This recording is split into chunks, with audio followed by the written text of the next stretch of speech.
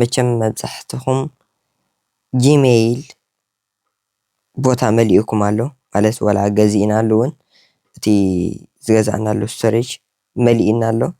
ስለዚ ነዚ ከመይ ጌርኩም ከም ትፈትሖ ብዝቐለለ መንገዲ ማለት እዩ ከሪአኩም እየ። ሽዑ እቲ ዝነበረኩም ሰብስክሪፕሽን ጠጠው ተብልዎ ክመልኣኩም ከሎ ከዓ ከምዚኣ ብምግባር ጥራይ እቲ ዝመልኣኩም ዝነበረ ይፃረየልኩም ማለት እዩ። ስለዚ ክሳብ መወዳእታ ናይዚ ቪድዮ ተኸታተሉኒ። እዛ ቪድዮ ክትጠቕመኩም እያ ንኩሉ ሰብ ከዓ ክትጠቕሞ ስለትኽእል ላይክ ሸር ግበርዋ። እሺ እምበር ብቐጥታ ናብቲ ቪድዮ ንኸይድ። ሓድሽ እንድሕር ኮንኩም ከዓ ሳብስክራይብ ምግባር ናይ ቻናል ቤተሰብ ክትኮኑ ትኽእሉ ኢኹም። እሺ እምበር መጀመርያ ናብ ጂሜይል ንኸይድ።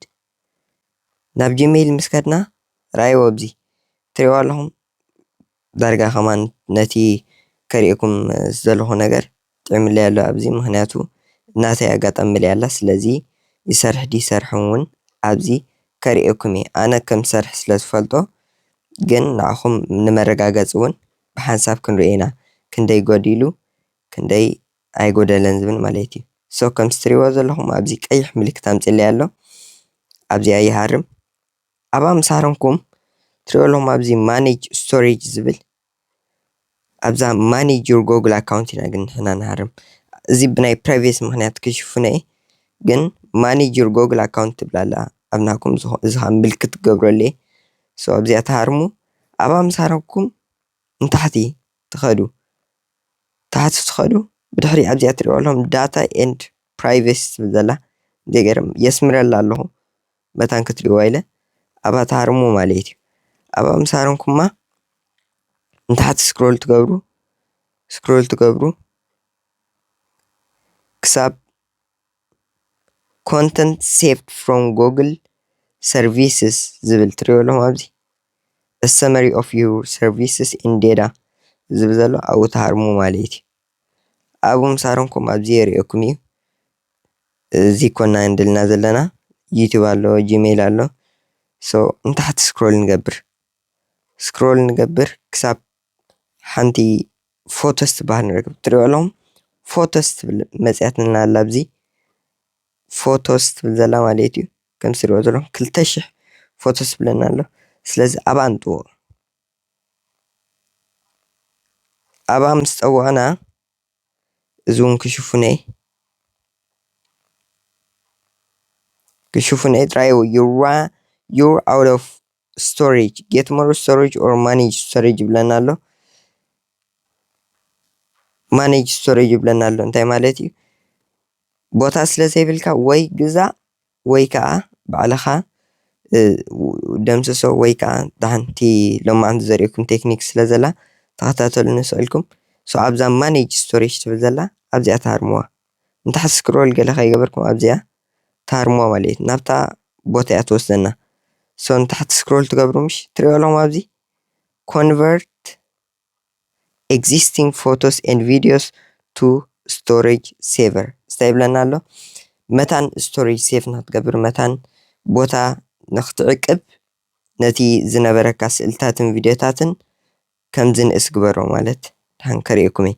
ሶ ኣብዛ ለርን ሞር ትብል ዘላ ትሃርምዋ።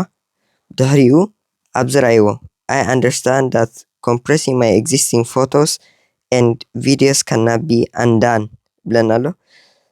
እንታይ ማለት እዩ ነዚ ብምጥዋቐይሲ ዝኾነ ነቲ ኮምፕረስ ወይ ከዓ ዝሕፅሮ ዘለኹ ነቲ ኳሊቲ ማለት ንኣብነት ስእልኩም እንድሕር ነይሩሲ ማራ ካብቲ ኦሪጂናል ኳሊቲ ዝነበሮስ መታን ስቶሬጅ ወይ ከዓ እቲ ቦታ ንክዕቅብ ንምባል ኳሊቲኡ ቁሩብ ታሕቲ ይወርድ እዩ። ስለዚ እዚ ብምግባረይሲ ካልኣይ ግዜ ክመልሶ ኣይክእልን እየ ይሰማምዐ ንብል ኣለና። ኣብዚ እውን ራእይዎ recover some storage by switching existing photos and videos when possible from original quality to storage saver quality ይብለና ኣሎ። እንደገና ኣብዚ እንታይ ይብለና ኣሎ doesn't affect items stored as added ይብለና ኣሎ። ጎግል ጂሜይል ኣብ ጎግል ድራይቭ ኣብ ዩቲዩብ ገለ ዘለዉ እዚኦም ኣይትንከፉን እዮም ይብለና ኣሎ። ክገልፀልኩም ስለ ደለኹ እየ እዚኦም ኣይትንከፉን እዮም so ኣብዚኣ continue existing compress existing photos and videos ዘላ ኣብኣ ንሃርም ኣብኣ ምስ ሃረምና compressing ራይዋ this may take several hours ብለና ኣሎ so እዚኣ compress ምስ ገበረት ዘሎ result ከመይ ይመስል ነዚኣ ክምለሰኩም እየ ማለት እዩ እዚኣ ምስ ጉደለት ለይ ዘሎ እንታይ ይመስል ከሪአኩም እየ ብሓቂ ስቶሬጅና ቀኒሳቶ ዶ ወይ ከዓ ብሓቂስ ቦታስ ዓቂባትልና ዶ ቦታስ እቲ ኢሜይል መሊእ ዝብለና ነበረስ ኣልያትልና ዶ ዝብል ብሓንሳብ ክንሪኦ ኢና ምስ ወደት ክምለሰኩም እየ A few moments later እሽም ባር ተኸታተልትና ቻናል እታ ኮምፕሬሲንግ ትብል ነበረት ወዲ ኣላ ማለት እዩ ረኣይዎ ካብ መሊኣ ትብለን ነራ ኣንተቦ ከሪአኩም እየ ረኣይዎ ራን ኣውት ኦፍ ስቶሬጅ ትብለን ነራ ሕጂ ግን ረኣይዎ 5.2 ጂጋባይት ቀኒሳትለይ ኣላ ተወሳኺ ክቅንስ ተደልየ እንታይ ክገብር ክእለ ተወሳኺ ከም ቲፕ ዝህበኩም ማለት እዩ ላርጅ ፎቶስ ኤንድ ቪድዮስ ኣብዛ ኣቲኹም እቲ ንስኹም እዚ ፕራይቬት እዩ ስለዚ ክሽፉነ እቲ ንስኹም ትብልዎ ኣይገድሰን ትብልዎ ግን ኣብዚ ሰሌክት ብምግባር ኣብታ ደሊት ሃሪንኩም ትድምስዎ ማለት እዩ ኣነ ካብዚ ዝድምሶ ነገር የለን 5 ጂጋባይት ከኣኽለኒ እዩ ስለዚ ከምዚ ጌርኩም ስለዚ ከምዚ ጌርኩም ዝመልኣኩም ዝነበረ ፀገም ከምዚ ጌርኩም ክትፈትሕዎ ትኽእሉ እዮም ክትመልእ ከላ ናብዚኣ ትመፁ ማኔጅ ስቶሬጅ ትብልዋ ድሕሪ ኣብዚኣ ምስ መፃኹም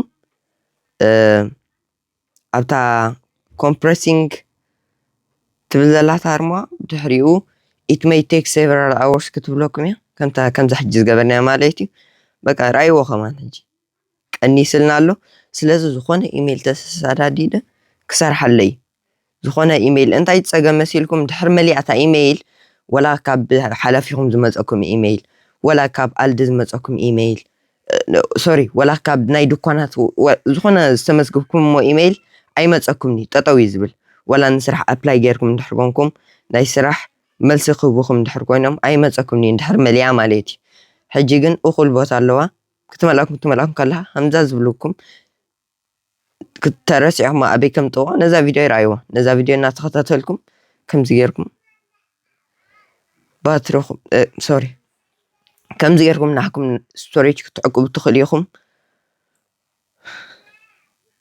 ሽምባር ተኸታተልቲ ናይ ቻናል ናይ ሎም ቪድዮና ነዚ ይመስል ነይሩ ነዛ ቪድዮ ናብ ኩሉ ሰብ ክትባፃሕ ሸር ላይ ግበርዋ ብሓድሽ ቪድዮ ሳብ ዝምለሰኩም ሰላም ቅነ